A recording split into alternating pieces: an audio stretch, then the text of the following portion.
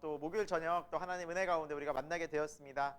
또 이곳에 함께 또 말씀 듣기 교회 오신 분들 아마 또 환영하고 축복하고, 또 이 시간 또 온라인으로 함께 하는 말씀을 듣는 모든 분들도 주님의 사랑과 은혜가 함께 소망합니다. 잠깐 우리 기도하고 시작하도록 하겠습니다. 하나님, 오늘도 우리에게 하나님의 말씀을 듣고 또 보고 배울 수 있는 귀한 은혜 주신 것 감사함을 드립니다. 이 저녁 시간에 우리가 좀 피곤할 수도 있고 지칠 수도 있지만 하나님의 말씀을 통하여 새 힘 얻고 또 우리의 믿음이 더욱더 성장해 가며 정말 하나님 나라가 더욱더 선명해지고 분명해지는 영적 은혜를 허락해 주시옵소서. 그래서 우리가 이 시대를 말씀대로 말씀에 순종하여 30배, 60배, 100배의 열매를 맺어가는 믿음의 성도들 다 될 수 있도록 은혜 베풀어 주옵소서. 예수 그리스도 이름으로 기도드립니다. 아멘. 네, 여러분 말씀 잘 읽고 계시죠?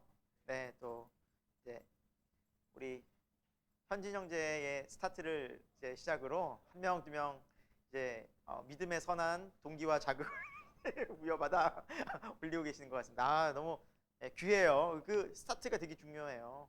누가 할 것인가 했는데 역시 또 우리 이제 솔선수범 보여줘 감사하고 또 은혜로운 말씀 나눠주셔서 너무 감사드립니다. 계속 말씀을 잘 또 보시고 여러분의 말씀으로 또 여러분의 말씀을 통해서 만나는 하나님이 더욱더 여러분 삶 가운데 풍성해지는 은혜로 다가왔으면 좋겠습니다. 자, 지난 시간에 이어서 오늘 마태복음 20장부터 우리 함께 말씀 나누도록 하겠습니다. 자, 20장에는 마태복음에서 이제 포도원 품꾼의 비유가 나오는 부분이죠. 이 부분도 천국에 대한 비유의 말씀이라고 볼 수 있는데요.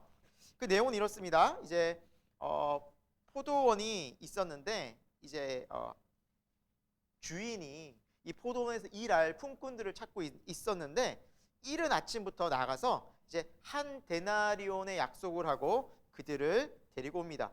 그래서 우리가 지난 시간에 유대인들의 시간에 대해서 우리가 살펴봤죠. 유대인에 나오는 이 시간 3시. 그러면 우리의 시간으로 몇 시죠? 더하기 6을 하면 오전 9시. 그렇죠. 더하기 6을 하면 됩니다. 그래서 오전 9시 그리고 12시 그렇죠? 그리고 제 9시니까 오후 3시. 몇 시까지 나와요? 제 11시까지. 그럼 몇 시예요? 오후 5시죠. 그렇죠? 퇴근 시간 다 됐죠. 우리로 말하면 뭐 6시 퇴근이다. 그러면 거의 뭐 1시간 남겨놓고 이렇게 사람을 제 포도원의 일꾼으로 부른 거죠. 자, 이미 이제 다 이렇게 불러서 포도원의 일이 다 끝나고 이제 딱 결산을 하는데 가장 늦게 온 이제 사람들에게 한 데나리온씩 주는 거예요. 그러니까 먼저 온 사람들이 와, 우리 더 주는 거 아니야? 그러자 똑같이 받는 거예요.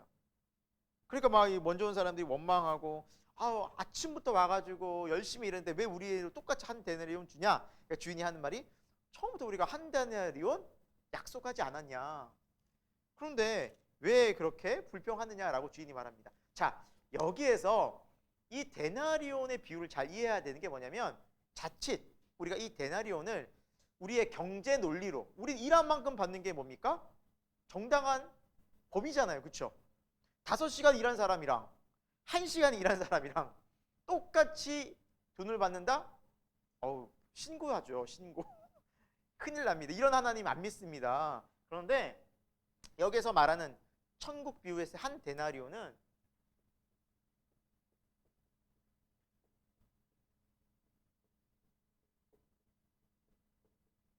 구원을 의미합니다. 예, 아시겠죠? 자, 구원. 한 데나리온의 비유는 구원이라는 거죠. 자, 그럼 이 비유를 어떻게 우리가 이해하고 설명할 수 있을까요? 아침 일찍 온 사람이나 저녁에 온 사람이나 다 동일하게 구원받는다. 즉, 먼저 믿는 사람이나 나중 믿는 사람이나 모두 다 구원은 동일하다. 더 큰 구원, 작은 구원은 없어요. 예수 그리스도를 통해서 구원 얻는 것은 다 동일하다는 거죠. 그런데 오늘 마지막 끝절에 16절에 뭐라 말씀합니까? 나중된 자로서 먼저 되고 먼저 된 자로서 나중되리라 라는 말씀이 있죠. 자, 여러분 생각해 보세요.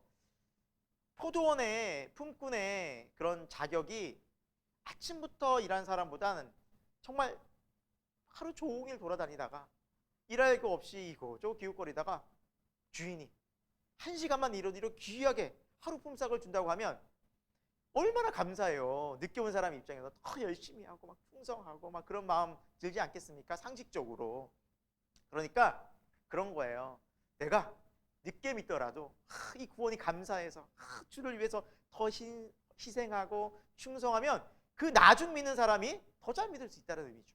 하지만 먼저 믿었다고 해서 내가 경력이 몇 년이네, 내가 성경 몇 독을 했네, 내가 어떤 자리에 있네, 이런 사람들은 오히려 더 후퇴할 수도 있다라는 거죠. 우리 믿음 생활은 나중된 사람이 더 잘 믿을 수도 있고 또 먼저 믿은 사람이 나중될 수도 있다라는 겁니다. 그러니까 신앙생활을 우리가 언제나 열심히 충성스럽게 나가야겠죠.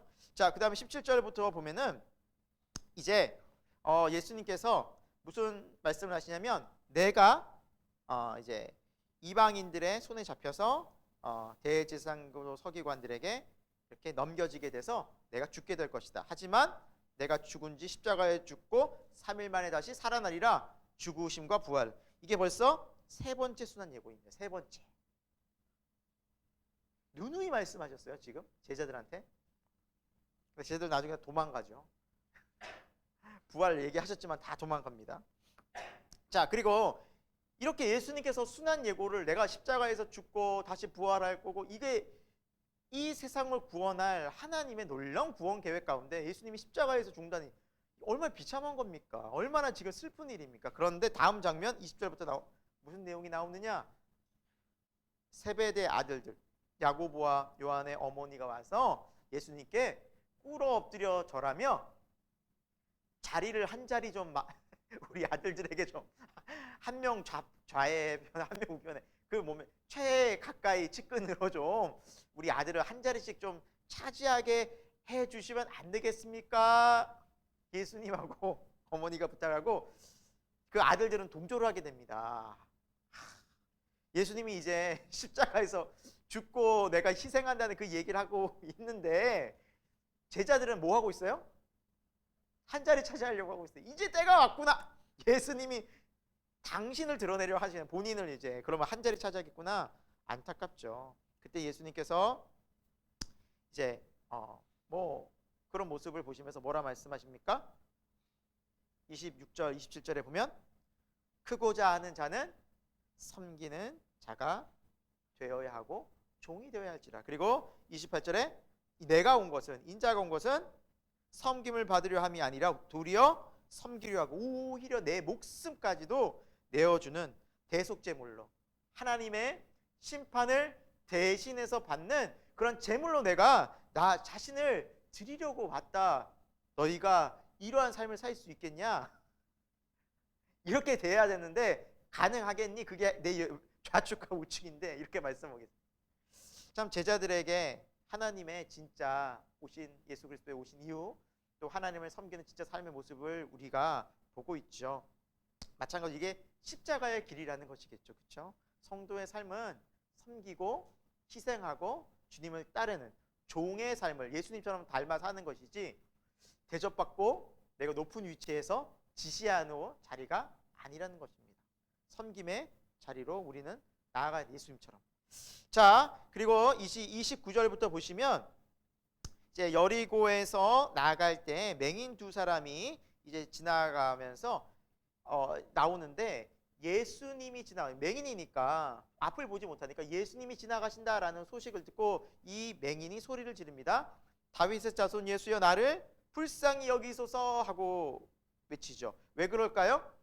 이 다윗의 자손이라는 말은 예수님을 메시아로 부른 겁니다. 약속된 메시아, 구원자, 저를 구원해 주옵소서. 그리고 옆에 사람들이 그걸 제지합니다. 시끄러우니까. 여러분 앞을 보지 못하니까 감각적으로 그냥 무조건 소리 지르는 거 아니겠습니까? 여러분 저와 여러분 사이가 거리가 요 정도 되니까 제가 이렇게 얘기를 하지 저 멀리 있으면 제가 소리가 어떻게 되겠어요? 커져요.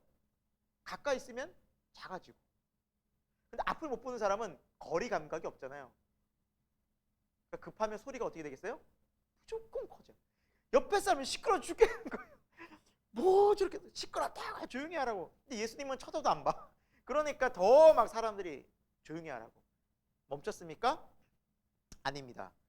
31절에 보니까 더욱 크게 소리 질렀다라고 나와 있어요.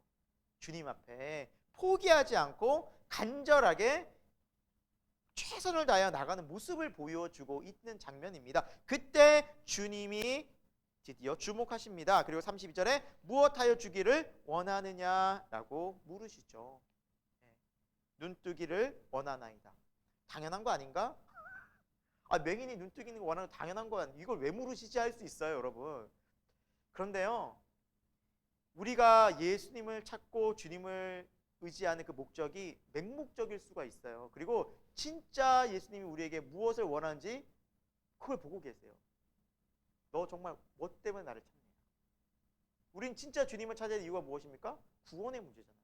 영생의 문제잖아요. 나중에 주님께서 정말 우리에게 진지하게 물어보시죠. 너 뭐 때문에 나를 믿니? 세상의 어떤 성공과 내 이윤과 내 육적인 것이 아니라 우리는 영생 때문에, 그리고 잘 믿고 충성된 삶을 살기 위해서 주님을 찾고 구합니다라는 분명한 목적의식이 있어야 된다는 사실이죠. 그리고 이런 목적의식이 있는 사람만이 주님을 찾는다는 거죠. 여러분, 당시에 맹인이 한두 명이었겠습니까? 이 당시에 아픈 사람이 한두 명이었겠습니까? 아니에요. 많았어요. 굉장히 많았지만 이 맹인들만 소리 질렀어요. 왜요? 분명하게 내가 낫고 싶고 주님이 너무 필요하고 주님이 아니면 안 된다는 분명한 목적의식이 있었어요. 그것 때문에 주님이 물어보신 거예요. 우리가 주님께 나오는 분명한 목적의식이 명확하시기 바랍니다. 그리고 예수님은 눈을 만지시고 그를 고쳐 주십니다. 이 본문에 나오는 맹인이 마가복음에는 바디메오다라고 나와 있습니다. 이름이 디메오의 아들 바디메오. 자, 다음 21장으로 우리 넘어가 보도록 하겠습니다. 21장은 이제 예수님께서 예루살렘 성으로 이제 드디어 입성하려고 하는 장면이 나오죠. 왜 입성하십니까? 우리는 이제 잘 알고 있듯이 십자가에서 우리의 죄를 대신해서 온전한 구원, 대속 제물이 되기 위해서 이제 예루살렘에 입성하시는 겁니다. 자, 그러면서 제자들을 보내서 나귀와 나귀 새끼가 함께 있는 것을 풀어가지고 오라라고 이제 말씀하십니다. 그 이유가 무엇입니까? 4, 5절에 보니까 선지자의 말씀을 이루려 하심이라. 스가랴서 9장 9절에 보면 그는 겸손하셔서 나귀를 타고 오실 것이다라는 예언의 말씀이 있어요. 그러니까 그 약속의 예언의 말씀, 메시아의 예언 성취의 말씀을 이루기 위해서 나귀 새끼를 찾으셨던. 그래서 얼마나 여러분, 제가 나귀도 그렇고 나귀 새끼를 그 어린 나귀를 사진에 봤는데 진짜 볼품 없어요. 볼품 없고 높지도 않아요. 눈높이에 맞아 이렇게. 우리가 지난 시간에 살펴봤잖아요. 왜 나귀 새끼인가? 어린 아이들도 그 예수님을 가까이 보는 거예요. 백마를 타고 높고 높은 곳에 딱 오르는 것이 아니라 예수님은 가장 낮고 겸손한 왕으로 오시는 것을 상징적으로 말씀하시는 거예요. 가장 낮은, 또 여러 가지 그 당시에 이렇게 대접받지 못했던 모든 사람들까지도 예수님은 눈을 맞추고 또 그들을 바라보고 그들에게 정말 구원의 손길을 내미시기 위해서 예수님은 낮고 낮은 모습으로 오셨다는 겁니다. 겸손한 왕으로 오셨습니다. 하지만 사람들은 그런 건 아랑곳하지 않고 9절에 호산나 호산나 다윗의 자손이여 우리를 구원하소서라고 외치죠. 여기서 이 예루살렘에서 이 사람들이 외치는 이 구원은, 유대인들은 이 예수가 드디어 자신들을 로마에서 구원해 줄 것이다라는 그 믿음으로 외친 것이었습니다. 나중에 이제 그 자신들의 그런 뜻대로 되지 않자 나중에는 실망하고 예수님을 십자가에 못 박으라는 군중으로 돌변하기도 합니다. 뭐 다는 아니었겠지만 소수는 그 중에서도 믿음으로 구원을 외친 사람이 있었겠죠. 하지만 대부분의 사람들은 아까 우리 제자의 모습을 봤지만 뭔가 이제 예수님이 큰일 하실 거야. 우리도 한 자씩 차지하고 뭔가 드러내실 거야, 그분을. 왜? 죽은 자도 살리시고 그리고 엄청난 기적을 일으키셨으니까. 그러나 그렇게 예수님은 사람들의 기대대로 가지 않으셨던 것이죠. 자, 이제 예수 그리스도가 이제 그곳에 이제 오시고 성전으로 들어가시는데 예수님께서 12절에 성전에 가시자마자 하신 일이 뭐예요? 성전에 들어가셔서 매매하고 돈 바꾸고 비둘기 팔고 이 재물 하나님께 드리던 당시에 재물을 물건 다루듯이 팔고 사는 사람들 다 내어 쫓으신 거예요. 성전을 소위 청결하게 하신 사건이 나옵니다. 그럼 이게 왜 당시에 문제가 되었을까요? 이제 모세오경에 보면 제사를 지낼 때 제물을 드리라고 하는데 제물 중에서도 너희가 흠없는 것, 가장 귀한 것을 드리라고 나와 있어요. 그렇다면 상식적으로 봤을 때 집에서 내가 기르던 제물이라든지 양이라든지 또 비둘기를 잡아도 내가 잡아야 되는데 성전에 가까이 둔 그런 비둘기라든지 제물들은 너무 쉬운 거예요. 그러니까 쉽게 제물로 드릴 수 있었던 거예요. 반면에 원래 뜻은 뭐예요? 제물을 끌고 가면서 비둘기를 잡고 가면서 내 죄를 생각해야 되는 거예요. 하나님, 저 때문에 이 동물이, 이 짐승이 죽습니다. 죄를 묵상하고 진심으로 가서 그 제물을 잡으면서 회개했을 때 거기서 또 하나님의 은혜가 임하는데 죄 지었어요? 성전에 가요? 야, 돈 얼마 주고 딱 받고 바로 제물 받아. 그러니까 이것은 뭐냐면 형식적인 허례허식에 지나지 않는, 나 죄 졌어? 제물 드렸어? 내 죄 사함 받았어. 끝. 완전히 형식적인 믿음으로 가고 있었던 것이죠. 그러니까 예수님은 그걸 뒤집어 보신 거예요. 이런 형식적인 믿음이 아니라 본질적인 믿음을 회복해야 된다. 그리고 13절에 내 집은 기도하는 집이다. 너희가 기도하는 마음으로 오지도 않고 장사하는 소굴을 만들어서 형식주의에 빠지느냐? 화가 나신 거예요. 채찍으로 막 엄청 상을 뒤로 분노하신 거예요. 그래서 너희가 이곳을 강도의 소굴로 만드느냐라고 이제 말씀하시죠. 그렇게 성전을 청결하게 하시고 그리고 이후에 또 예수님은 고쳐주시고 연약한 자들, 아픈 자들, 상처 입은 자들을 도와주셨습니다.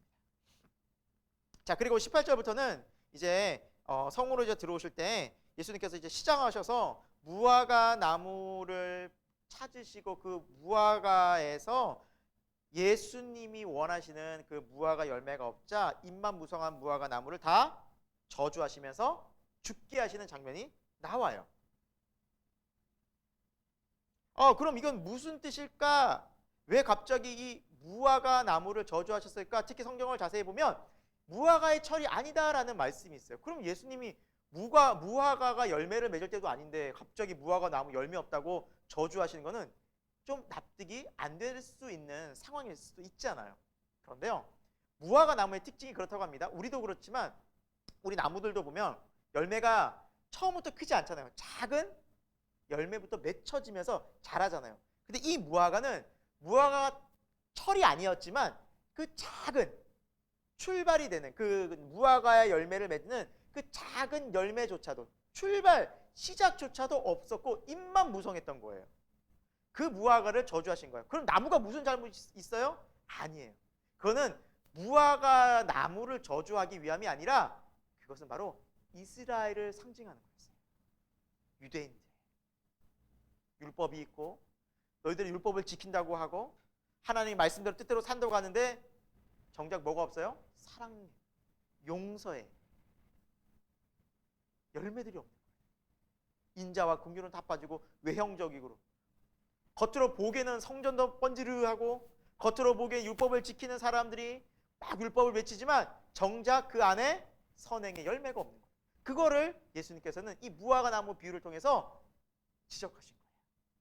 말씀하신 거예요. 너희가 이렇게 열매 없는 나무가 삶이 되느냐? 난 너희를 뭐 하겠다? 나중에 저주하고 심판하겠다. 이런 뜻이라는 것이죠. 어떻게 이런 일이 벌어졌습니까? 제자들이 묻자 너희가 믿음으로 구하고 기도하면 이런 일들도 일어날 것이다 라고 예수님께서는 기도에 대해서도 말씀하십니다. 이렇게 어떤 일이 이렇게 놀라운 일이 일어나지? 그 놀라움은 너희가 믿음으로 바르게 기도하면 그런 놀라운 기도의 능력들도 나타날 것이다 라고 예수님이 또 기도하라고 말씀해 주셨습니다. 자, 23절에는 예수님께서 이제 어떤 권위로 가르치고 이런 기적을 행하는지를 이렇게 쭉 공격하는 사람들을 만나게 됩니다. 그래서 대제사장과 백성의 장로들이 무슨 권세로, 무슨 권위로 이렇게 당신이 얘기하고 말이야, 막 저주하고 막 이렇게 막 상을 뒤집어 엎고 온 성전을 쑥대밭으로 만드느냐라고 질문을 합니다. 그때 예수님께서도 되물으시죠.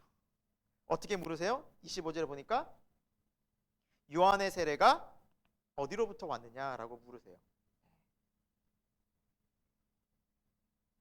그리고 그들이 대답을 못해요. 요한의 세례가 하늘로부터 왔냐 아니면 사람으로부터 왔냐라고 물었을 때 그들이 대답을 못한 이유는 만약에 하늘로부터 왔다라고 말하면 왜 세례 요한을 믿지 않았냐라고 예수님이 사람들이 물을 수 있고, 사람으로부터 왔다, 요한의 세례가 사람으로부터 왔다, 그것은 지극히 인간적인 것이다 라고 말하면 그 당시 사람들이 세례 요한을 선지자를 여겼기 때문에 그런 사람들의 또다시 공격을 받게 돼요. 그러니까 쉽게 얘기하면 이 대제사장과 장로들은 자신들에게 유리한 그런 부분에는 답변을 하지만 불리하고 진리에 대해서는 답변을 거부하고 그리고 멀리하고 비겁한 행동을 보였던 것이죠. 그러면서 예수에 대한 권위를 공격했던 것입니다. 대답을 못해요. 그자 예수님께서도 너희 그 비겁함, 그래, 너희가 그렇게 신앙생활하지 나도 대답하지 않을 것이다. 너희들에게 명쾌하게 답하지 않을 것이다. 내가 왜 굳이 대답을 해야 될 이유가 없다. 그러니까 그들이 함부로 말을 못하는 거예요. 왜? 자기네들의 비겁함이 다 노출됐거든. 예수님의 권위를 공격하는 자체에 대한 진짜 의미를 예수님 다 간파하셨거든요. 왜? 성전이 그렇게 되고 하면 대제사장들은 돈을 못 벌거든요. 그 속이 다 드러난 거예요. 예수님의 권위는 자신들이 돈을 못 벌기 때문에 공격한 것이지 진짜 하나님 앞에서 성전을 걱정해서가 아니었던 것이죠. 속마음이 다 드러난 거예요. 예수님 질문 하나 때문에. 비겁하고 상대적으로 그들은 이익 집단이었고 돈만 밝히는. 자, 그리고 예수님께서 한 또 비유를 듭니다. 28절부터 보시면, 자, 너희에게 한 가지 이야기를 하겠다. 어떤 사람에게 두 아들이 있었다. 그리고 아버지가 포도원에 가서 일하라 시켰는데 첫째 아들은 예, 가겠습니다 하고 가지 않았다. 둘째 아들은 아유, 가기 싫은데요. 처음에 말은 했지만 나중에 후회하고 뉘우치고 갔다. 누가 아버지의 뜻을 따라간 사람이냐라고 물으십니다. 그러자 둘째 아들입니다라고 대답합니다. 마찬가지다. 하나님 나라도 지금 너희들은 대제사장, 서기관, 바리새인들, 소위 율법학자다라는 너희들은, 율법을 지키다는 너희들은 말은 하지만 정작 하나님의 말씀을 듣고 뉘우치고 회개하지 않지만 세리들, 죄인들은 겉으로는 잘못 살고 불의했지만 속으로는 뉘우치고 회개하여 그들이 먼저 하나님 나라에 갈 것이다. 즉 여러분, 천국은 누가 간다는 거예요? 회개하는 사람. 그래서 예수님께서는 지금 너희들이 회개해야 될 때인데 그 회개를 하지 않고 있어서 천국은 멀다. 그리고 예수님께서는 포도원 농부의 비유를 해주십니다. 이 농부의 비유는 뭐냐면 이제 한 집주인이 있었어요. 그리고 이제 포도원을 이제 만들고 농부들에게 이제 그 농부들에게 세를 주고 먼 곳으로 좀 잠시 떠나게 됩니다. 그리고 이제 주인이 농부들이 잘 일하고 있나라고 자신의 사람들을 이제 보내기 시작합니다. 그런데 그럴 종들을 하나하나 다 죽이고 돌로 치고 계속해서 그 주인이 보낸 종들을 처단하는 거예요. 그러니까 이 주인이 내 아들만큼은 이들이 잘 대해주겠거니 하고 아들을 보내지만 심지어 아들도 죽여버리고 맙니다. 그리고 묻습니다.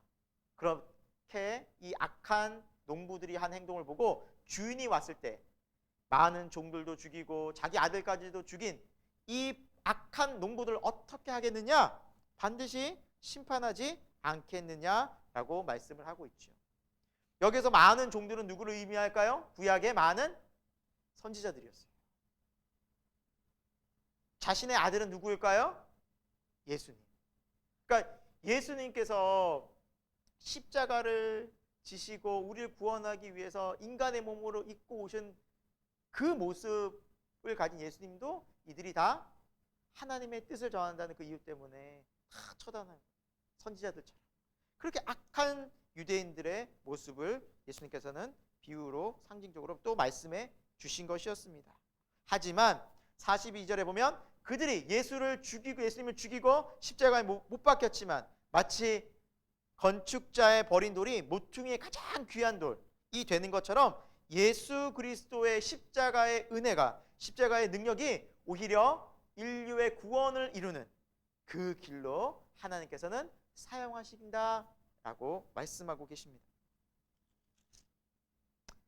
자, 그러면서 예수님께서는 계속해서 그 경고의 말씀을 하시죠. 너희가 쫓겨나게 정말 어떻게 보면은 하나님 나라는 너희는 빼앗기고 그날에 열매 맺는 백성이 받을 것이다.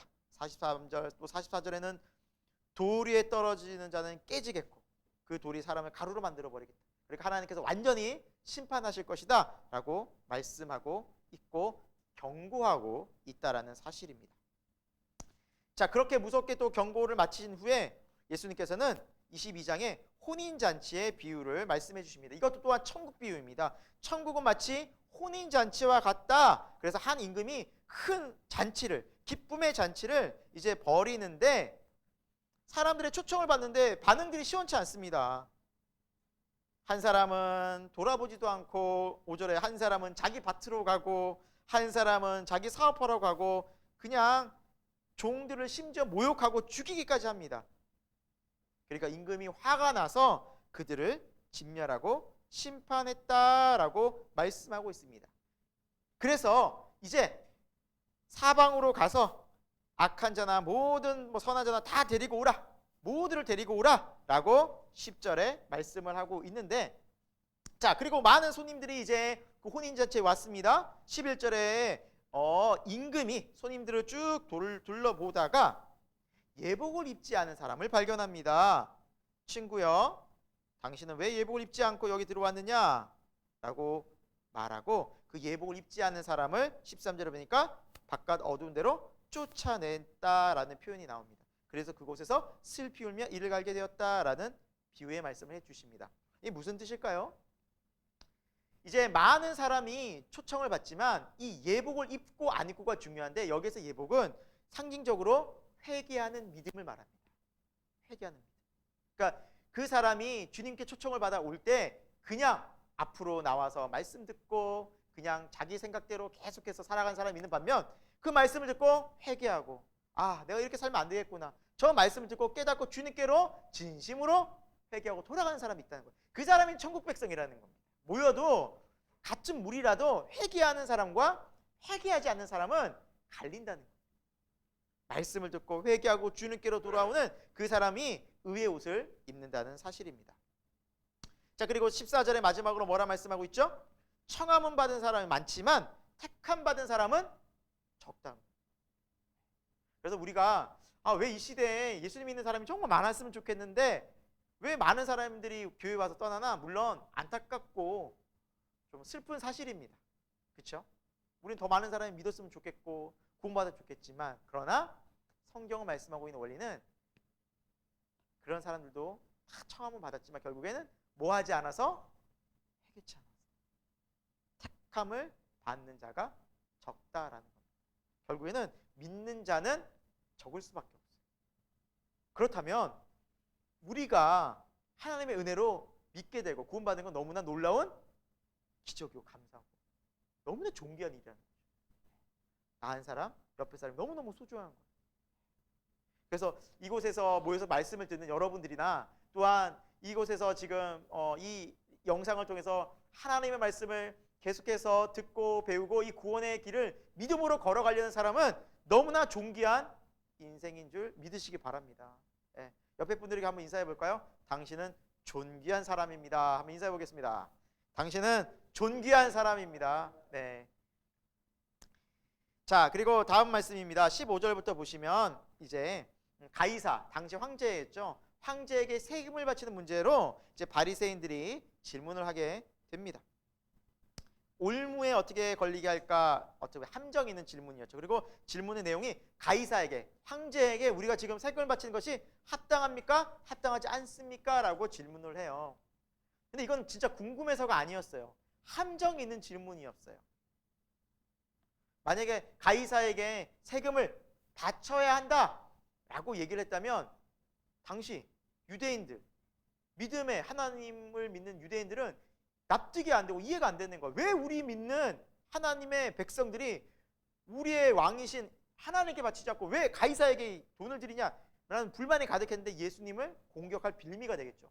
반대로 가이사에게, 황제에게 세금 바칠 필요가 없다라고 말하면 로마에 반역하는 반역자로 몰아가려는 거였어요.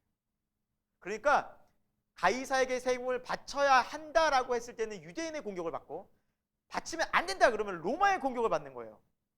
이건 뭐 진퇴양난이에요. 어디 갈 수가 없는 거예요. 그러나 예수님 뭐라 말씀하십니까? 자, 그들의 악함을 보시고 뭐라 말씀하세요? 세금 낼 돈을 가지고 와라. 이 형상과 글이 누구의 것이냐? 그때 당시에는 가이사 형상이 있었거든요. 가이사의 것입니다. 그래? 좋다. 가이사의 것은 가이사에게 바치고 너희가 봤을 때 이거 하나님께 드려야 된다고 생각하는 것은 하나님께도 바쳐라. 끝. 너무나 지혜롭게 또 너무나 필요한 말씀을 해주신 거예요. 그러니까 세상 세금도 바치지만 너희가 하나님께 드려야 되는 성전세라든지 그리고 헌금을 당연히 드려야 된다. 다 인정하신 거예요. 그러니까 사람들이, 그 악한 사람들이 말을 못한 거였습니다. 다음 23절에 이제 사두개인들이 부활을 가지고 논쟁을 하고 예수님을 공격합니다. 당시 사두개인들은 부활을 인정하지 않았습니다. 부활을 믿지 않았어요. 천사의 존재, 천사인도 믿지 않았어요. 굉장히 현세적인 사람이었어요. 그 사람들이 부활이 없다고 주장하고 또 그들이 예수님께 그런 질문을 합니다. 예수님, 자, 7형제가 있었습니다. 7명의 형제가 있었는데 그들이 첫째가 죽어서 그 아내가 둘째랑 결혼하고 둘째가 죽어서 셋째랑 결혼하고 죽어서 딱딱딱 계속 죽어서 마지막 7형제까지 다 죽었습니다. 나중에 다 형제들마다 이 여인이 결혼을 했는데 나중에 누구의 죽은 다음에 진짜 누가 부부가 되겠습니까? 누구의 아내가 되겠습니까? 라는 질문이었어요. 이 질문을 이해하려면 유대인의 이제 가계 혈통을 이어가는 법을 좀 알아야 돼요. 그 이제 신명기라든지 이런 데 나온 뭐냐면 만약에 형제가 형제가 있었어요. 첫째 형이 이제 아내 된 사람이랑 이제 형수랑 결혼을 했죠. 그런데 이 형님이 죽었어요. 병이 나든 사고는. 그러면 이 대를 이어가기 위해서 둘째가 형수님이랑 결혼해야 됐어요. 그래서 대를 이어가게 해줘야 돼요. 그 다음에 이 둘째는 다시 다른 사람 만나더라도 이걸 먼저 했었어야 돼요. 이게 유대인의 가계혈통 법이었어요. 그러니까 지금 이 질문은 뭐냐? 첫째, 둘째, 셋째, 넷째, 다섯째, 여섯째, 일곱째까지 다 결혼한 거야. 그러면 죽은 다음에 누구랑 살아야 돼? 이 질문이에요. 굉장히 난해하고 뭐 꼬아서 만든 거예요. 바리새인 나름대로 엄청 꼬았어요. 그럼 제일 사랑하는 사람? 아니지. 가장 오래 산 사람? 아니지. 막 이런 질문이 나올 거라고 뭐 엄청 사두개인들이 예수님 고민하겠지. 근데 예수님 말씀을 보십시오. 자, 부활 때 누구의 아내가 되겠습니까? 28절에 딱 물으니까 30절에 예수님이 뭐라 말씀하십니까? 너희가 이 부활에서 너무나도 오해하고 모르는구나. 부활 때에는 장가도 안 가고 시집도 안 가고 천사들과 같이 될 것이다 라고 말씀해 주세요. 우리가 부활을 하게 되면 더 이상 천국에서는 여보 당신 이게 안 되는 거예요. 이 땅에서만 있으니까 열심히 사랑하세요. 부부들은 열심히 이 땅에서. 천국은 천사들과 같이 그냥 우리 존재 자체로 인정을 받고 가는 거야. 형제 자매가 되는 거야. 그냥. 그러니까 우리가 천사들은 결혼 안 하잖아요. 그러니까 그런 어떤 부분에 있어서 우리가 지금 갖고 있는 가족 관계가 천국에서는 이어지지 않는다는 거예요. 그래서 학자들은 두 가지가 있어요. 천국 가면 이 세상의 삶을 다 잊고 새로운 삶으로 세팅돼서 살 것이다 라고 주장하는 학자들이 있고, 또 두 번째는 아니다, 이 세상의 기억들은 그대로 있고 그리고 그 기억을 안고 새로운 삶을 살게 될 것이다. 예.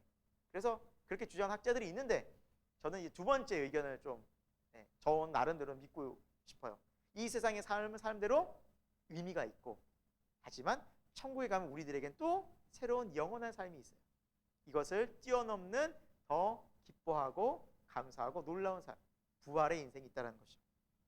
그래서 그때 가면 아내요 남편 이런 게 개념이 아니라는 거예요. 아들 딸 이런 개념이 아니라는 거예요. 다 하나님의 자녀들이에요. 그냥. 자, 그러면서 부활에 대해서 예수님께서 뭐라 말씀하시냐? 32절에 성경을 봐라. 어디 하나님이 죽은 자의 하나님이냐? 이스라엘의 역사 속에 계속해서 선지서에 아브라함의 하나님, 이삭의 하나님, 야곱의 하나님이라 말씀하지 않느냐? 즉 그들이 죽고 부활되지 않는다면, 다시 살아나지 않는다면 굳이 하나님이 죽은 사람의 이름을 얘기하겠느냐? 아니라는 거죠. 하나님은 죽은 자의 하나님이 아니라 지금도 살아있는 자들의 하나님이시다라고 말씀해 주십니다. 그래서 요한복음 5장에 보면 의인이나 악인이나 모두 다 부활한다고 나와 있습니다. 악인은 심판의 부활로, 의인은 생명의 부활로 다 나오리라 라고 말씀하고 있어요. 그래서 우리 인간의 삶은요, 성경적으로 보면 죽지 않습니다. 영원히 삽니다. 근데 영원히 사는 게 영원한 천국에서 하나님과 하나님의 백성들과 살 것인지, 아니면 영원한 지옥에서 마귀와 사탄과 그 무리들과 살 것인지, 이 차이뿐입니다. 자, 그렇게 해서 예수님의 부활 논쟁을 깔끔하게 정리해 줍니다. 부활이 있다, 없지 않고 반드시 있다라고 말씀하고 있고요. 자, 34절입니다. 33절에는 이제 사두개인들이 이렇게 예수님을 공격하려는 그 답변을 예수님께서 명쾌하게 물리치신 거 보고 한 율법사가 예수님을 시험하여 묻되라고 나와 있는데요. 마가복음 12장에도 이 본문이 있거든요. 근데 여기는 조금 더 시험한다는 표현보다는 이 율법사가 이렇게 사두개인들이나 또 이게 바리새인들 예수님 막 공격하고 했는데 예수님 멋지게 물리치셨잖아요. 너무나도 만족스럽고 기뻐하여 질문했다 나와 있어요. 그러니까 이 율법사는 아마도 예수님을 향한 이렇게 메시아를 인정했던 것 같아요. 다른 본문과 비교해 보면. 그리고 예수님께 물어요. 선생님, 율법 중에 어느 계명이 큽니까? 라고 물어요. 그러자 예수님께서는 마음을 다하고 목숨을 다하고 뜻을 다하여 주 너의 하나님을 사랑하라.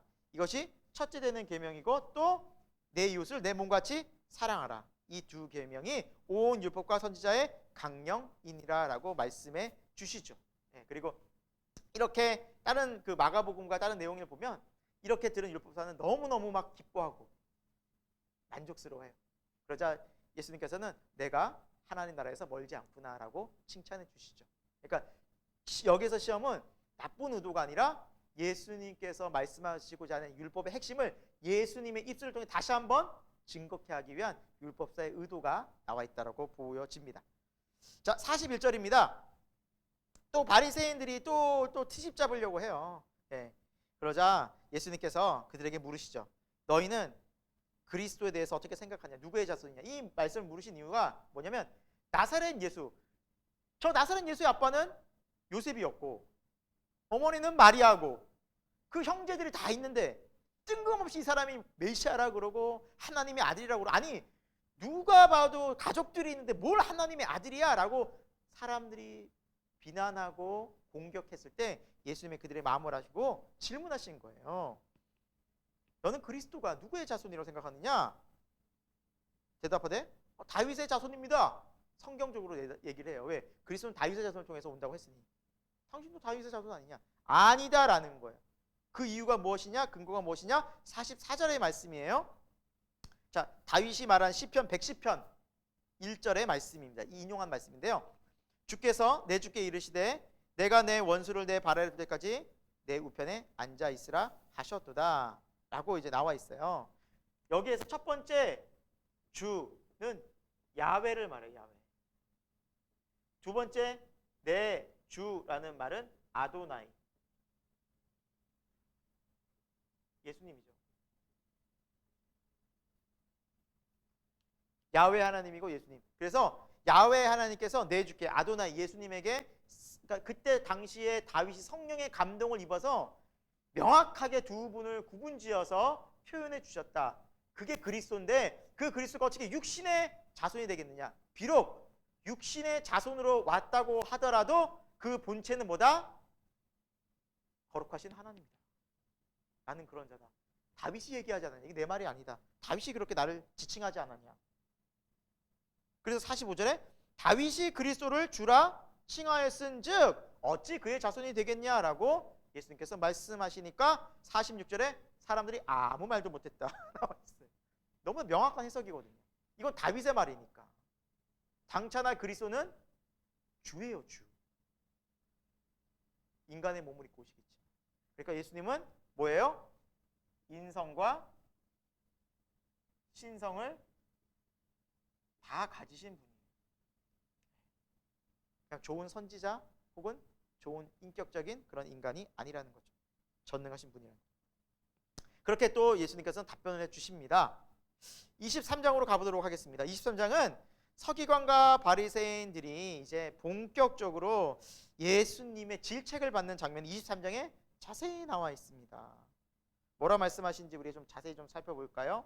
먼저 5절에 너희는 사람들에게 보이려고, 그러니까 외식주의가 가득한 모습으로 너희가 그렇게 살아가고 신앙생활을 하고 있다라고 말씀하시면서 경문띠를 넓히고 옷수를 길게 한다라고 말씀하고 있어요. 5절에 6절에 보면 5절 끝이군요. 네, 5절 끝에 여러분 경문띠가 이제 뭐냐면, 이제 경문이란 건 뭐냐면 이제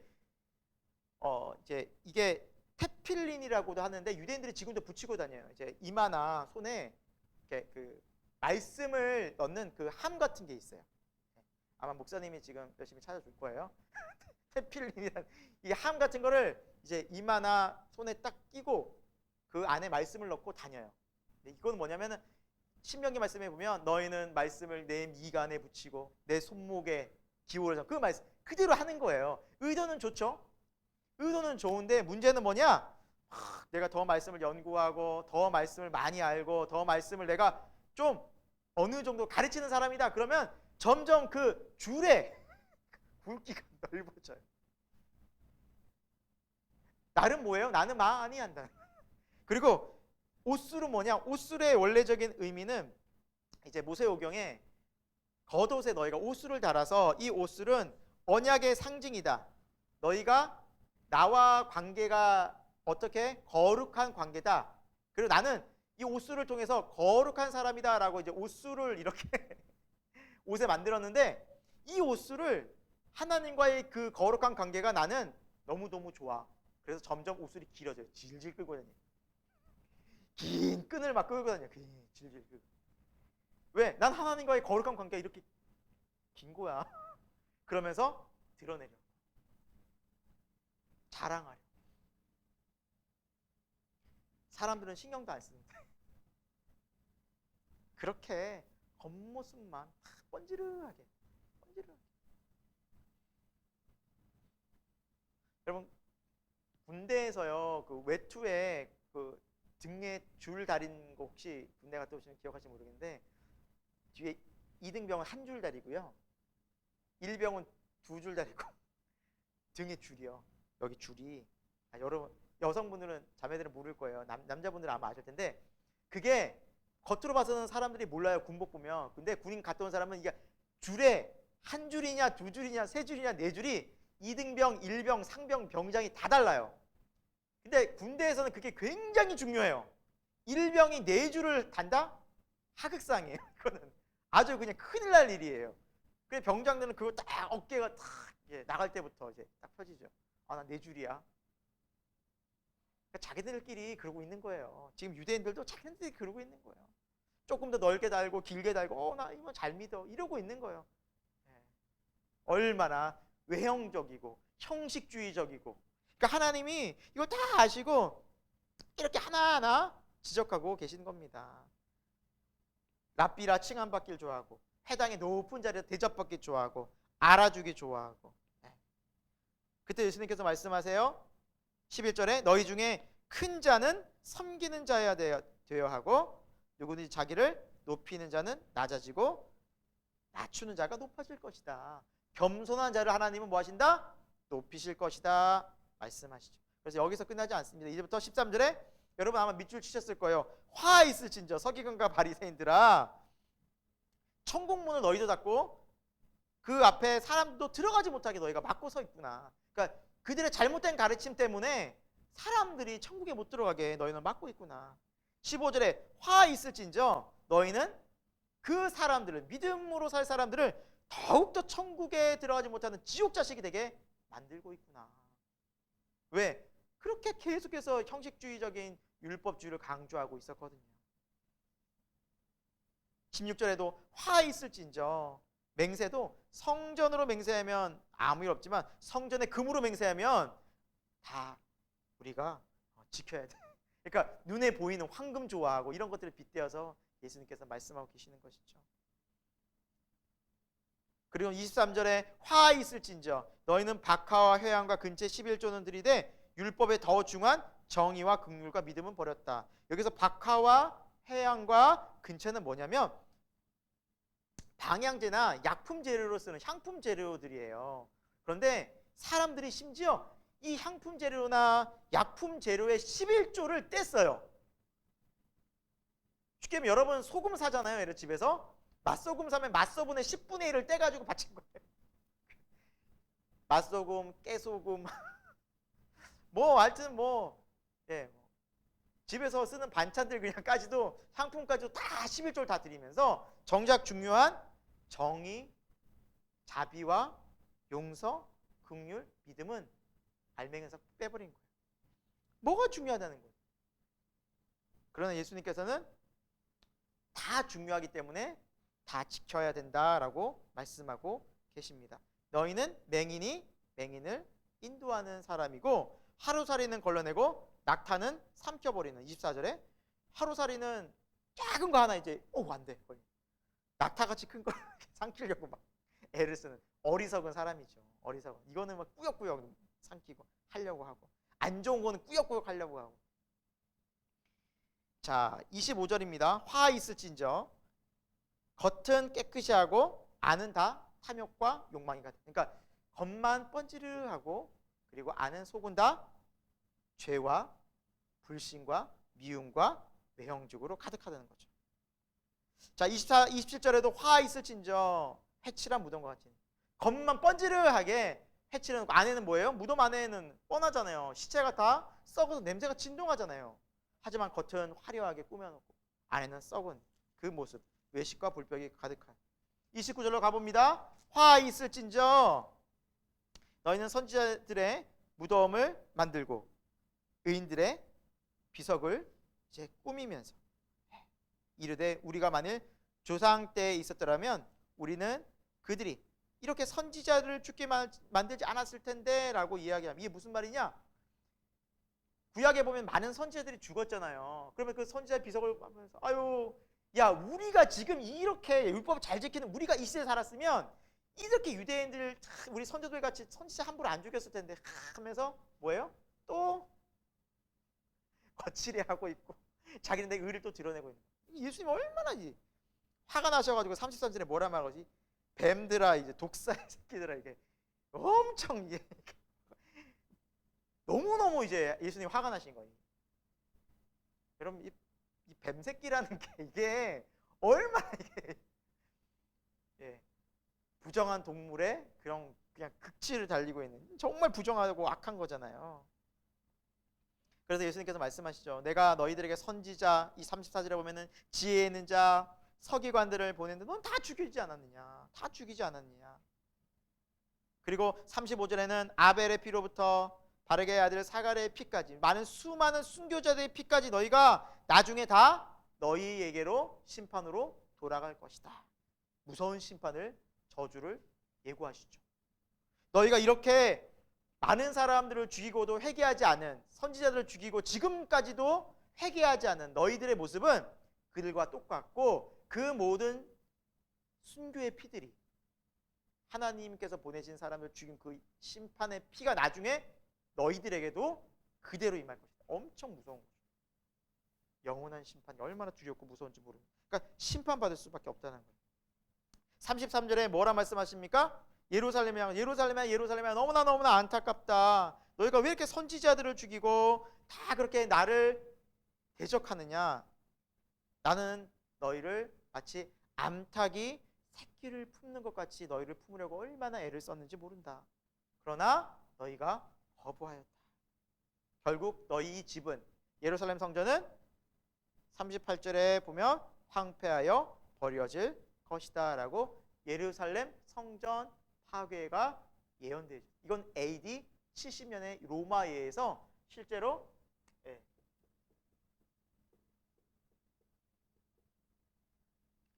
로마의 티투스 장군에 의해서 완전히 이때 멸망을 하게 됩니다. 그래서 유대인 역사가인 요세푸스의 기록에 따르면 거의 100만 명 이때 희생된 사람이 100만 명 가까이 되지 않았을까? 그 이유가 뭐냐면 이때 예루살렘 성 안으로 사람들이 절기에 다 모여 있었는데 그 많은 사람을 다 포위해가지고 그냥 다 나중에 한꺼번에 다 죽인 거예요. 사람들이 위급에 처하니까 가장 안전한 데 어디겠어요? 하나님의 성전. 왜? 하나님이 지켜준다는 믿음이지만 그들 나름대로 믿음이 있어요. 여기는 하나님이 구하시는 곳이야. 여기는 안 망해. 다 모인 거예요. 곳. 근데 예루살렘 포위해가지고 결국에는 이 성에서 수많은 사람이 죽임을 당해요. 적어도 수십만에서 100만까지. 그러니까 엄청난 비참한 일이 벌어집니다. 그걸 예수님께서 지금 예언하신 거예요. 왜? 예수님은 인류의 모든 미래를 알고 계시니까. 너희가 그렇게 하나님의 말씀을 불순종하다가 이렇게 될 것이다. 자, 그리고 24장부터는 우리 조금 쉬었다가 한 5분간 쉬었다가 하도록 하겠습니다. 네.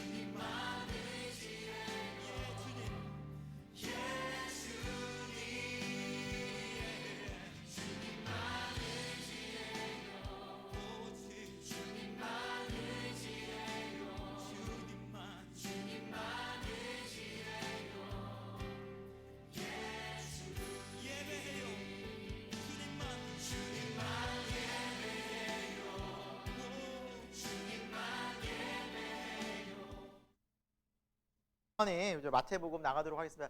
여러분 좀 피곤하시고 하실 텐데 우리 한번 잠깐 스트레칭 좀 해볼까요? 우리 어깨 운동부터 잠깐 이렇게 좀 해보시고 또 좌우로 또 어깨도 이렇게 하시고 또 허리도 움직이시고 또 스트레칭을 해주시면 좋을 것 같아요. 목도 좀 움직이시고 잠 좀 깨시고 이렇게 여러분 졸리시지만 아마 듣고 또 밑줄 치고 또 보신 부분들이 아마 다시 읽으실 때는 분명히 도움이 될 겁니다. 여러분 또 힘들지만 조금 더 집중해서 우리 나아갔으면 좋겠습니다. 자, 24장이죠. 24장에 우리 연이어서 예수님께서는 예루살렘 성전에 대한 파괴 예언을 하십니다. 우리 아까 나와서 넘어가도록 할게요. 자, 이제 24장부터는 종말에 대한 종말 예언이 나옵니다. 자, 3절에 감람산에 앉으셨을 때 제자들이 조용히 와서 왜 물어봤어요? 예루살렘 성전이 파괴된다는 것은 그들에겐 종말이에요. 삶의 끝이에요. 그래서 이런 일이 일어날 때 어떤 일이 있겠습니까? 라고 예수님께 질문을 하죠. 그러면서 또 덧붙여서 주님이 임하시고 세상 끝에 도대체 무슨 징조가 있겠습니까? 라고 물어보죠. 즉 24장은 종말에 대한 내용입니다. 그때 예수님께서 말씀해 주시죠. 5절에 그리스도라고 하는 소위 그리스도 메시아 내가 구원자라고 하는 많은 사람들이 나타나리라. 그리고 그들이 와서 너희를 미혹하리라. 그래서 한국에도 약 50명에 가까운 사람들이 내가 구원자다 하는 사람들이 있고요. 한국만 50명이니까 뭐 전 세계적으로 따지면 꽤 많겠죠. 이 조그만 땅덩어리에도. 그리고 어떤 일이 벌어지느냐? 7절에 민족이 민족을 나라가 나라를 대적하여. 그러니까 전쟁인 거죠. 민족이 민족은 작은 민족 간의 전쟁이고 나라가 나라를 뭐예요? 나라 간의 또 대륙 간의 전쟁일 수 있는 거죠. 계속 일어나고 곳곳에 기근과 지진이 있을 것이다.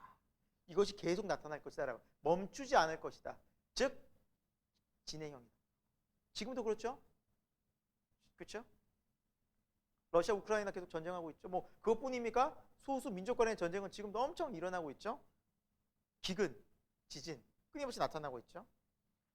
자, 그리고 이것이 8절에 보니까 재난의 뭐라고요? 시작이라 나와 있어요. 8절 끝에. 그리고 계속해서 어떤 일이 벌어지느냐? 너희들이 예수 그리스도, 그러니까 믿는 것 때문에 믿음 때문에 미움을 받고 사람들의 큰 환난을 받을 것이다라고 말씀하고 있어요.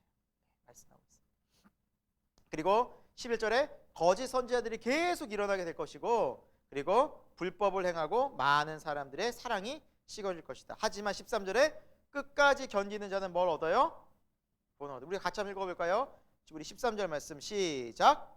그러나 끝까지 견디는 자는 구원을 얻으리라. 여러분 구원은 성도가 인내하는 믿음 가운데 얻는 거예요. 그래서 이 인내로서 우리의 구원을 날마다 이루어가는 것도 굉장히 중요한 거예요. 신앙에 있어서. 그래서 끝까지 인내하고 있는 믿음을 보시고 그게 참된 믿음이란 걸 알 수 있죠.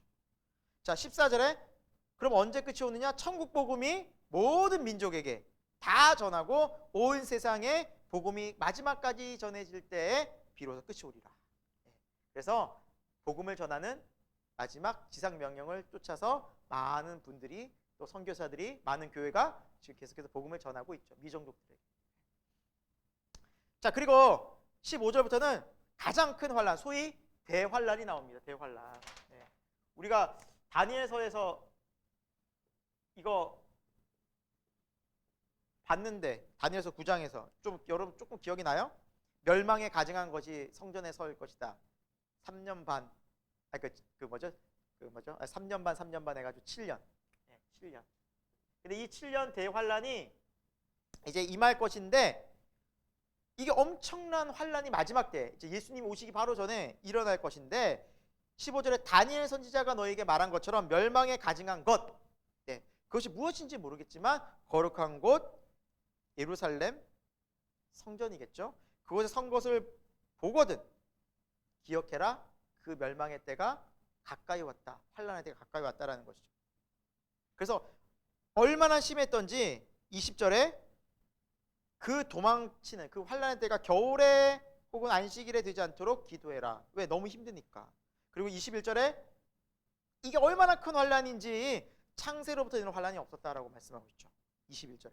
그러니까 이 날을 하나님께서 조금 감하지 않았다면 많은 사람들이 이 고통 때문에 하나님을 등졌을 것이다. 얼마나 환난이 심했는지, 심할는지 모른다는 거죠.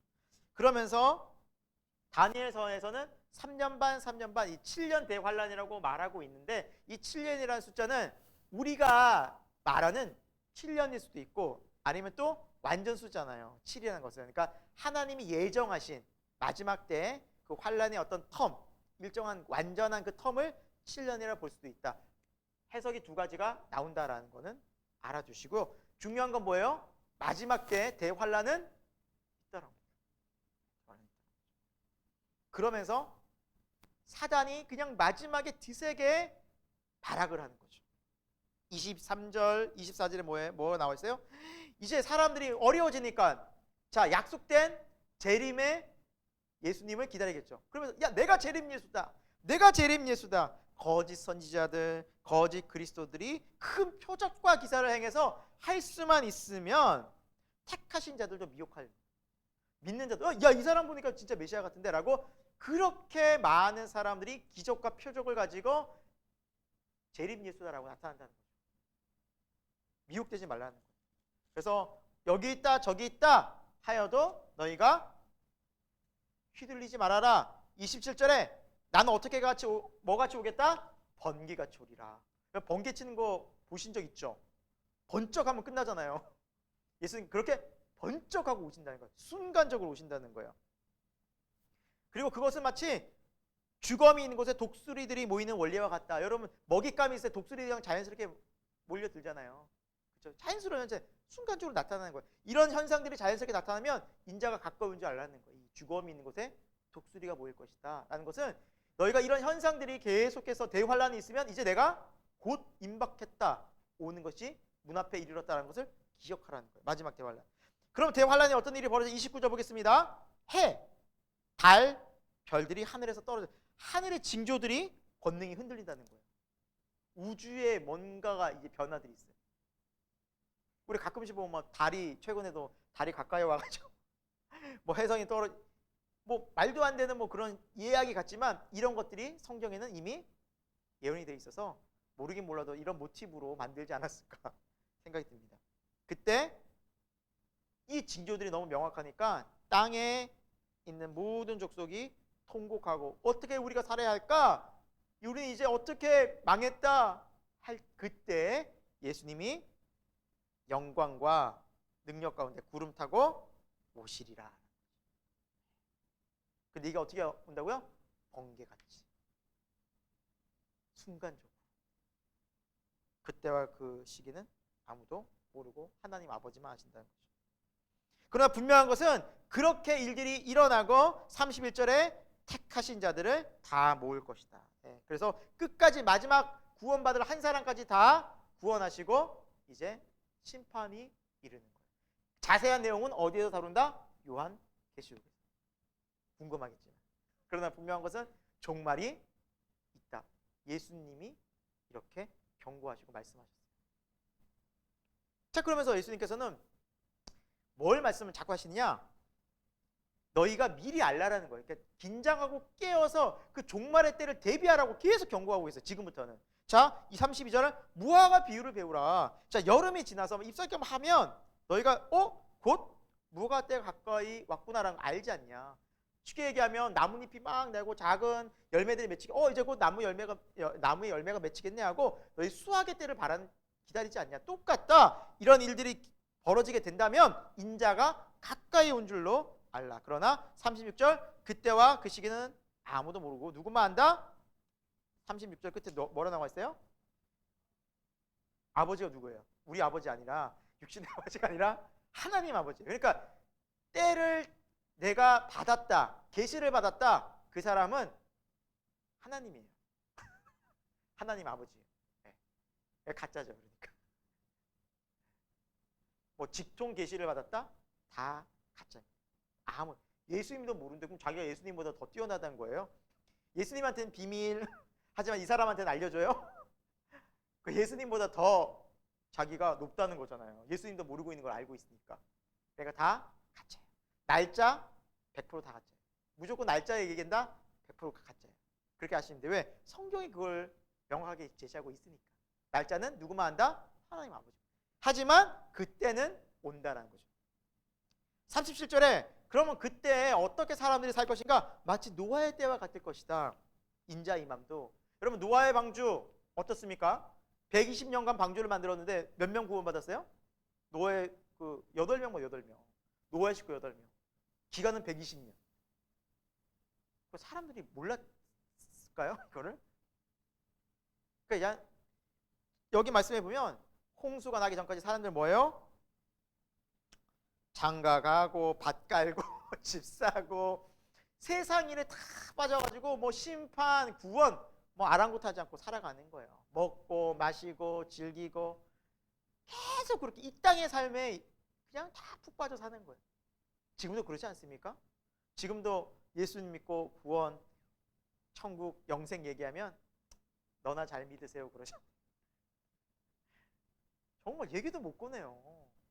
관심 밖에 있어요. 관심 밖에. 똑같다는 거예요. 부지불식간에 그때가 임한다는 거예요. 그러나 노아의 식구들은 뭘 준비했어요? 하나님의 홍수의 심판대를 늘 준비했어요. 그러니까 배를 만들죠. 그렇게 살라는 거예요. 그렇게 살라는 거예요. 42절에 그러므로 깨어있으라 어느 날에 주님 임하실지 모른다라는 거예요. 그러니까 결론은 뭐예요? 깨어있으라. 그래서 45절에 그러면서 충성되고 지혜로운 종이 되라 라고 말씀합니다. 그런 사람은 어떤 종이에요? 주인이 언제 올지 모르지만 늘 주인의 옴을 기다리고 준비하고 최선을 다하는 삶인 거죠. 하지만 악한 종은 뭐예요? 48절에 악한 종이 마음에 생각하기를 주인은 어떻게 오리라? 더디 올 거다. 원래 좀 먼 것 같아. 그러니까 주인의 오심을 생각하지 않고 지내는 사람, 즉 종말의 때 예수님의 재림을 기억하지 않고 사는 신앙은 100% 이렇게 되는 거예요. 게을러지고 세상이 더 눈이 가고 마음을 빼앗기게 돼요. 여러분 교회 다녀도 우리의 신앙은 주님의 다시 오심, 마라나타의 신앙이 되지 않으면 얼마든지 세상이 마음 빼앗길 수 있어요. 목사도 예외 없죠. 어떻게 지금 당장 교회 부흥시킬까? 어떻게 교회 좀 건축 빨리 할까? 그런 이야기, 그런 생각들로 가득할 수 있어. 세상적인 것. 하지만 주님의 오심을 기억하고 그리고 충성되이 두려워하며 지낼 때 우리는 뭐예요? 깨어있는 신앙이 될 수 있다. 그래서 마태복음 25장부터는 열처녀의 비유, 달란트의 비유, 그리고 인자가 나중에 천사들과 함께 왔을 때 좌우에 양과 염소를 나눈 이 비유는 종말의 신앙인들이 어떻게 살아야 하는지를 말씀하고 있어요. 첫 번째입니다. 25장 열처녀의 비유. 자, 종말의 때 어떻게 살아야 하냐? 어떤 사람이 지혜로운 충성된 종이냐? 마치 신랑을 맞으러 간 10명의 처녀와 같다라고 말씀하고 있죠. 여기서 이제 들러리 나간 처녀를 말해요. 그러니까 잔치에 참여하기에 준비하는 10명의 들러리 처녀들. 그러니까 이 여인들의 목적은 뭐예요? 잔치에 참여하고 준비하는 거예요. 준비하는데 자, 5은 슬기롭고 5은 미련했는데 미련한 자들은 등만 가지고 기름을 준비하지 않았다라고 나와요. 이게 굉장히 중요합니다. 영적으로 미련한 자를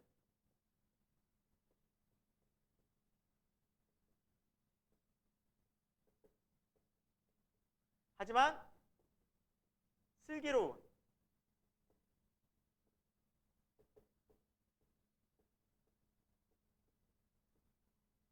기다리는데 등과 기름을 슬기로운 처녀들은 5명의 처녀들은 이제 기름을 같이 준비했고 미련한 처녀는 등만 준비한 거예요.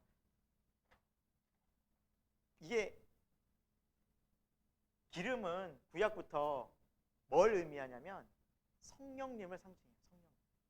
성령.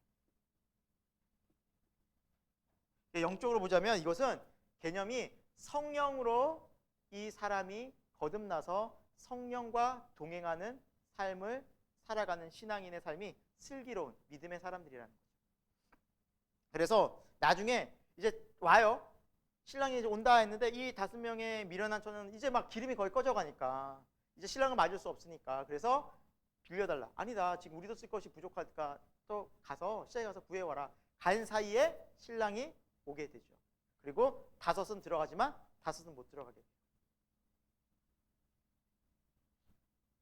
자, 그러면서 뭐라 말씀하세요? 13절 끝에 그런즉 깨어있으라 너희는 그날과 그때를 알지 못한다. 늘 준비하고 성령 안에서 늘 깨어서 신랑 올 때까지, 신랑 예수님이죠.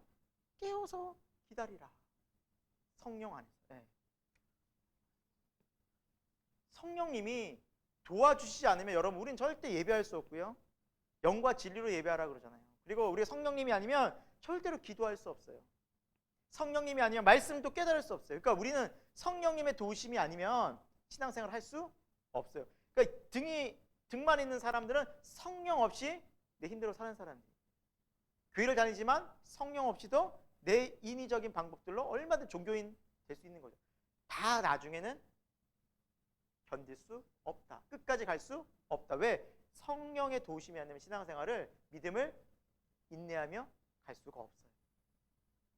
그러니까 신앙생활은 성령의 도우심으로 되는 겁니다. 성령 안에 깨어서 기도하고 성령으로 내가 하나님과 함께하는 그 믿음의 삶을 살아가고 있는지. 그러니까 성령님의 교제하심과 또 성령님의 은혜를 충만히 경험하는 신앙이 살아있는 신앙이다라는 겁니다. 뭐 이거는 앞으로 우리가 눈이 말씀을 배우면서 알아가 필요가 있는 거예요. 지금 당장 뭐 성령님에 대해서 설명을 하기는 어렵지만 여러분 신앙생활 하는데 성령님이 매우 중요해요. 그건 여러분 너무너무 여러분 중요하니까 앞으로 성경을 보시면서 성령님에 대한 이야기가 나올 때 눈여겨보시기 바랍니다. 교회는 성령과 함께 공동체예요. 자, 다음 14절부터 우리가 잘 아는 달란트의 비유가 나옵니다. 자, 여기에서 이제 주인도 이제 종들을 불러서 각각 5달란트, 2달란트, 1달란트를 주시는데 뭐뭐대로 줬어요? 15절에 보니까 재능대로 주셨다라고 나와 있어요. 각각 능력에 맞게 주신 거예요. 그래서 여러분 달란트 더 많이 받았다, 적게 받았다. 저 사람은 뭐 저렇게 재능이 뛰어나지? 난 왜 이거밖에 안 되지? 절대 여러분 비교할 필요가 있어요, 없어요? 없어요.